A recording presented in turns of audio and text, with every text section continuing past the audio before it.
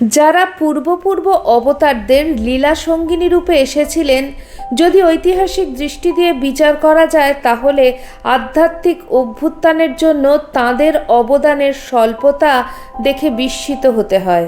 কিন্তু শ্রী শ্রী মা যেভাবে ঠাকুরের ভাবধারাকে চারিদিকে প্রসারিত করতে সমর্থ হয়েছেন তা দেখলে অবাক হয়ে যেতে হয়। ঠাকুর নিজেও মাকে শরীরত্যাগের আগে বলেছিলেন নিজেকে দেখিয়ে, এ আর কি করেছে, তোমাকে এর অনেক বেশি করতে হবে। সেই অনেক বেশি কাজ শ্রী মা করেছেন তার মাতৃস্নেহের মাধ্যমে। ঠাকুরের সন্তানরা মাকে ঠাকুর থেকে পৃথক রূপে দেখতেন না, ঠাকুরেরই মাতৃরূপে আর একটি অভিব্যক্তি দেখতেন। মা নিজেও বলেছেন ঠাকুরের জগতের প্রত্যেকের ওপর মাতৃভাব ছিল, সেই মাতৃভাব জগতে বিকাশের জন্য আমাকে এবার রেখে গেছেন।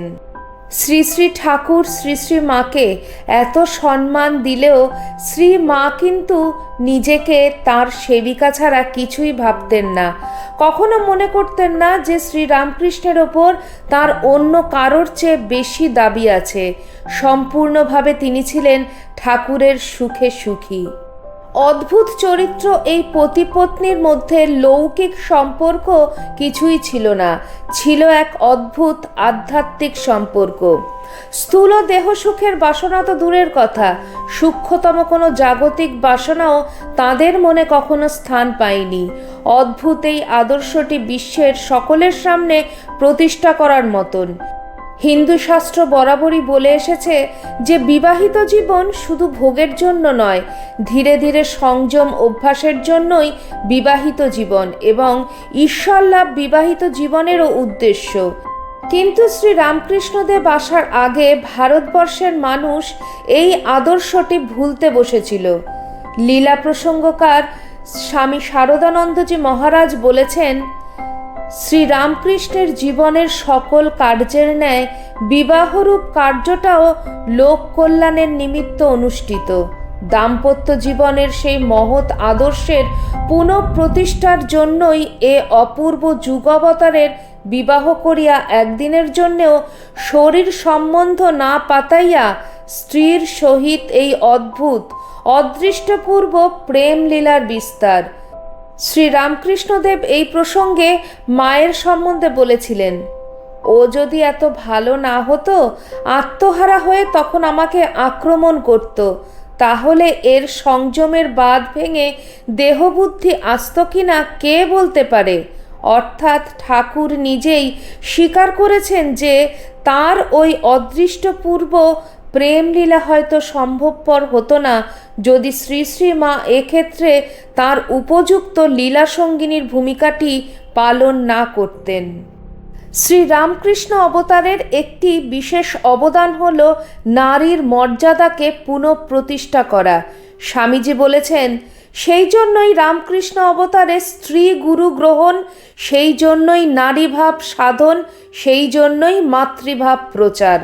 বৈদিক যুগে ভারতবর্ষে নারীকে পুরুষের সমান মর্যাদা দেওয়া হতো, কিন্তু পৌরাণিক যুগ থেকে নারীকে আমরা অত্যন্ত হেয় করতে শুরু করেছি। স্ত্রী জাতির মধ্যে যে মহৎ কিছু থাকতে পারে এ লোকে কল্পনাও করতে পারত না। গত শতাব্দী পর্যন্ত নারী জাতি সম্বন্ধে আমাদের এই মনোভাব ছিল। ঠাকুরের আগমনের পর থেকে এই অবস্থাটির পরিবর্তন হয়েছে এবং এখনও হচ্ছে। স্বামীজি বলছেন, ভারতের দুই মহাপাপ, মেয়েদের পায়ে দলানো আর জাতি জাতি করে গরিবগুলোকে পিষে ফেলা। ঠাকুর ছিলেন নারী জাতির উদ্ধারকর্তা, জনসাধারণের উদ্ধারকর্তা, উচ্চ নীচ সকলের উদ্ধারকর্তা। শ্রী শ্রী মা ঠাকুরের অন্তর্ধানের পরে এই দুটি কাজই করেছেন। লোকজননী রূপে জাতি ধর্ম বর্ণ নির্বিশেষে কিভাবে তিনি সব মানুষকে কোলে স্থান দিয়েছেন তা আমাদের কারোর অজানা নয়। নারী জাগরণের ক্ষেত্রে মা তার ভূমিকাটি পালন করেছেন দুইভাবে। প্রথমত, নিজেকে তিনি আদর্শ নারী রূপে জগতের সামনে স্থাপন করেছিলেন, আর দ্বিতীয়ত তিনি স্বয়ং নারীদের কল্যাণের জন্য চেষ্টা করেছেন এবং উৎসাহ দিয়েছেন। জগতের অন্যান্য দেশে নারীকে সম্মান দেওয়া হয়েছে পত্নী রূপে কিংবা সহকারিণী রূপে, কিন্তু নারীর সবথেকে মহিমাময় রূপ যে তার মাতৃরূপ, সেই মাতৃরূপে নারীকে সম্মান দিতে তারা শেখেনি।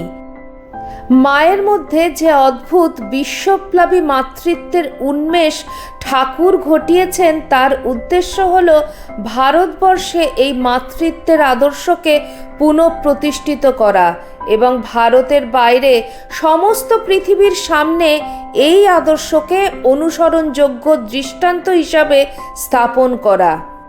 ভগিনী নিবেদিতা বলেছেন, শ্রী শ্রী মা হলেন নারীত্বের আদর্শ সম্বন্ধে শ্রী শ্রী ঠাকুর রামকৃষ্ণের শেষ কথা। শুধু ভারতের নয়, সমগ্র জগতের ভবিষ্যৎ নারীর জীবন কীরকম হবে, কীরকম হওয়া উচিত, সে সম্পর্কে শ্রী রামকৃষ্ণদেবের একটি বাণী ছিল। সেই বাণীর মূর্ত রূপটি হলেন শ্রী শ্রী মা। এক্ষেত্রে শ্রী শ্রী মায়ের জীবনই হয়ে উঠেছে ঠাকুরের বাণী। মা ঠাকুরের এই বাণী প্রচার করেছেন উপদেশের মাধ্যমে নয়, আচরণের মাধ্যমে। তাই স্বামীজি বলেছেন, মাকে আদর্শ করে নারী জাগরণ হবে, আবার গার্গী মৈত্রেয়ীরা জন্মগ্রহণ করবে। নারীদের উন্নতির জন্য যে কোনো কাজে, বিশেষত তাদের শিক্ষার ব্যাপারে শ্রী মায়ের বিশেষ সমর্থন এবং উৎসাহ ছিল। মেয়েরা আধুনিককালের উপযোগী শিক্ষা এবং কাজকর্ম শিখবে, এটা মা চাইতেন। মা তার নিজের ভাইজিদের স্কুলে পড়ার ব্যবস্থা করেছিলেন এবং তাদের উৎসাহ দিয়ে বলতেন, লেখাপড়া শিখলে, কাজকর্ম শিখলে নিজেরাও সুখে থাকবে, অপরকেও সুখী রাখতে পারবে তাদের উপকার করে। ভগিনী নিবেদিতার স্কুলের প্রতি মায়ের স্নেহদৃষ্টি বরাবর ছিল। সেখানে মেয়েদের পড়ানোর জন্য অনেক ভক্তকে তিনি উৎসাহ দিতেন। শ্রী রামকৃষ্ণ পরমহংসদেব তার অন্তর্লীলার দিনগুলিতে তার অসুখকে উপলক্ষ করে ভবিষ্যৎ রামকৃষ্ণ সংঘের সূচনা করে গিয়েছিলেন। এই সংঘটি ছিল মায়ের সর্বাপেক্ষা স্নেহ ভালোবাসার পাত্র। শ্রী শ্রী ঠাকুরের অন্তর্ধানের কিছুদিন পরে যখন সংঘ কোনো সুনির্দিষ্ট রূপ নেয়নি, তখনও তাঁর প্রার্থনা, শুভেচ্ছা এবং অভয় হস্ত সবসময় এই সংঘের পেছনে ছিল। এই সংঘের আদর্শ যাতে অক্ষুণ্ণ থাকে, তার জন্য তাঁর আগ্রহ এবং সস্নেহ তত্ত্বাবধান সংঘের সন্ন্যাসীরা বরাবরই উপলব্ধি করেছেন। শ্রী রামকৃষ্ণদেবের ভাবধারাবাহী এই সংঘের যথার্থই তিনি ছিলেন জননী, সংঘ জননী। মঠ মিশনের সংঘজননী রূপে তিনি বহু ক্ষেত্রে তার সিদ্ধান্ত বলেছেন এবং সংঘ সর্বদা তা নতমস্তকে পালন করেছে। মা ছিলেন সংঘের হাইকোর্ট, তার কথাই ছিল শেষ কথা। তার বাণী বা নির্দেশ যেভাবেই আসুক না কেন, তা ছিল সংঘের সকলেরই শিরোধার্য। অথচ মা সাক্ষাৎভাবে এই সংঘের পরিচালনার কাজে কোনো হস্তক্ষেপ করতেন না। সন্তানরাই তাদের নিজেদের বুদ্ধি অনুসারে সংঘ চালাতেন, কিন্তু কোনখানে কি দরকার মা ঠিক জানতেন এবং কোথাও ত্রুটি থাকলে সেই ত্রুটি সংশোধন করে দিতেন। এমন ভাষায় কথা বলতেন যে বুঝতে দিতেন না তিনি সংঘের কাজ নিজেই নিয়ন্ত্রিত করছেন। সংঘ সম্পর্কে মায়ের এই যে বিশেষ দায়িত্ববোধ, তার একমাত্র কারণ মা জানতেন এই সংঘকে আশ্রয় করেই ঠাকুরের জগৎ কল্যাণ কার্য যুগ যুগ ধরে অনুষ্ঠিত হয়ে চলবে। তাই ঠাকুরের অবর্তমানে তারই প্রতিরূপ হিসাবে মা পরম মমতা ও স্নেহের বন্ধনে সংঘের সকলকে এক সূত্রে ধরে রেখেছিলেন। স্বামীজির স্বপ্ন ছিল গঙ্গার পশ্চিম তীরে যেমন ত্যাগী সন্তানদের জন্য ঠাকুরের নামে রামকৃষ্ণ মঠ গড়ে উঠেছে, তেমনি গঙ্গার পূর্ব তীরে কোথাও ত্যাগী মেয়েদের জন্য মায়ের নামে একটা স্ত্রী মঠ গড়ে উঠবে, যে মঠ হবে গার্গী, মৈত্রী এবং তদপেক্ষা আরও উচ্চতর ভাবাপন্না নারীকুলের আকর স্বরূপ। মায়ের জীবিত অবস্থায় এই স্বপ্নের রূপায়ণ না হলেও শ্রী শ্রী মা গৌরীমা প্রতিষ্ঠিত শারদেশ্বরী আশ্রম দেখে গিয়েছিলেন।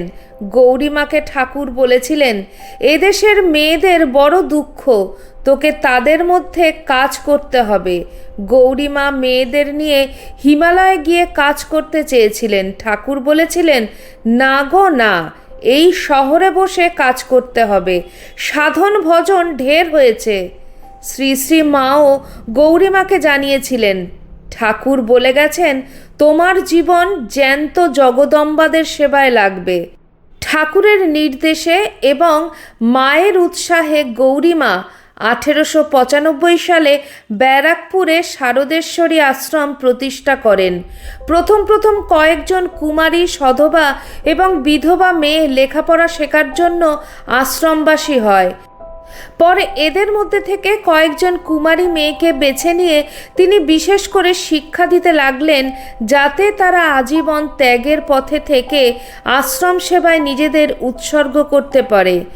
আশ্রম সংক্রান্ত যে কোনো ব্যাপারে গৌরীমা মায়ের অভিমতকে বেদবাক্যের মতো অভ্রান্ত বলে মনে করতেন।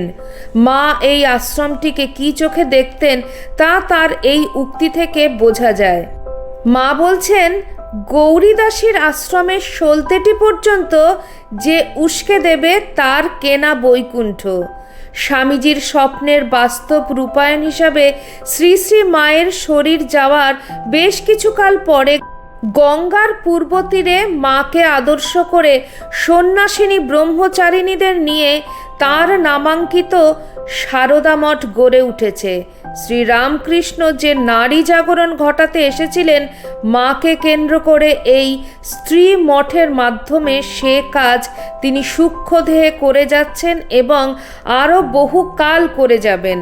দক্ষিণেশ্বরে মাকে ঠাকুর একদিন জিজ্ঞেস করেছিলেন, তুমি কি আমায় সংসার পথে টেনে নিতে এসেছো? মা বিন্দুমাত্র ইতস্তত না করে উত্তর দিয়েছিলেন, না, আমি তোমাকে সংসার পথে কেন টানতে যাব? তোমার ইষ্ট পথেই সাহায্য করতে এসেছি। এখানে ইষ্টপথ বলতে শুধু ঠাকুরের সাধনা বা সিদ্ধি নয়, যে উদ্দেশ্যে তার নরলীলা তাতে সর্বদা সর্বত্রভাবে তাকে সাহায্য করবেন এই প্রতিশ্রুতি শ্রী শ্রী মা দিয়েছিলেন। ঠাকুরের অপ্রকট হওয়ার পর সংঘজননী ও লোকজননী রূপে মা যে ভূমিকা পালন করেছেন এবং জগতের নারী জাতির সামনে মাতৃভাবের যে সর্বোচ্চ আদর্শ রেখে গেছেন তা আসলে ওই প্রতিশ্রুতিরই রূপায়ণ। শ্রী শ্রী রামকৃষ্ণদেব এবং শ্রী শ্রী মা সারদা দেবী এই দুটি জীবনকে সর্বদা পরস্পরের ঘনিষ্ঠ সম্বন্ধরূপে আমাদের দেখতে হবে। অগ্নি এবং তার দাহিকা শক্তির মতন তারা পরস্পর থেকে অভিন্ন। মাকে বাদ দিয়ে ঠাকুরের জীবন অসম্পূর্ণ, আর ঠাকুরকে বাদ দিয়ে মায়ের জীবনের কোনো অংশই নেই। ঠাকুর কত বেছে বেছে মানুষকে আশ্রয় দিতেন, কিন্তু মায়ের কাছে সবার অবারিত দ্বার। যার দিকে কেউ ফিরেও তাকায় না তাকেও মা আশ্রয় দিয়েছেন। ঠাকুর কল্পতরু হয়েছিলেন মাত্র একদিন, 1886 সালের 1 জানুয়ারি, কিন্তু মা প্রতিদিন কল্পতরু ছিলেন, আছেন এবং থাকবেনও চিরটাকাল। কিন্তু মা যদি চিরকালের জন্য কল্পতরু হয়ে থাকেন, মায়ের মধ্যে দিয়ে ঠাকুরও কল্পতরু আছেন চিরকাল, কারণ তারা আলাদা নন। মায়ের মধ্যে দিয়ে ঠাকুরেরই করুণাধারা জগতে আরও ব্যাপকভাবে প্রবাহিত হয়েছে। মা তার মাতৃস্নেহের দ্বারা ঠাকুরকে ভালোবাসার পথই আরও সুগম করে দিয়েছেন। মাকে যদি আমরা ভালোবাসি, তার চরণে যদি আমরা প্রণাম নিবেদন করি, সেই ভালোবাসা, সেই প্রণাম ঠাকুরের কাছেই গিয়ে পৌঁছয়। মায়ের মাতৃলীলা যদি অনুধ্যান করি, তার দ্বারা ঠাকুরের লীলাই আরও গভীরভাবে বোঝা হয়, কারণ মা ঠাকুরেরই অপর রূপ। জগৎ কল্যাণ ব্রতের যতটুকু ঠাকুর স্থূল দেহে শেষ করে যেতে পারেননি, লীলা সঙ্গিনীর মাধ্যমে তা সম্পন্ন করেছেন। সারদা লীলা রামকৃষ্ণ লীলারই পরিপূরক। আজকে আমার ভিডিওতে শ্রী শ্রী মায়ের ঠাকুরের লীলা সঙ্গিনী রূপটি আপনাদের সামনে তুলে ধরলাম। আপনাদের কেমন লাগলো অবশ্যই কমেন্ট সেকশনে কমেন্ট করে জানাবেন। চ্যানেলের নতুন বন্ধুদের কাছে একান্ত অনুরোধ, চ্যানেলটি সাবস্ক্রাইব করে আমার পাশে থাকবেন, আর পাশে থাকা বেল আইকনটি অবশ্যই ক্লিক করে দেবেন, যাতে আমার পরবর্তী ভিডিওতে আপনার সঙ্গে আমার আবার দেখা হয়। আজ এই পর্যন্তই। সবাই সুস্থ থাকবেন, ভালো থাকবেন। আবার খুব শিগগিরই দেখা হচ্ছে আপনাদের সঙ্গে কোনো একটি নতুন ভিডিওতে। জয় ঠাকুর, জয় মা, জয় স্বামীজি।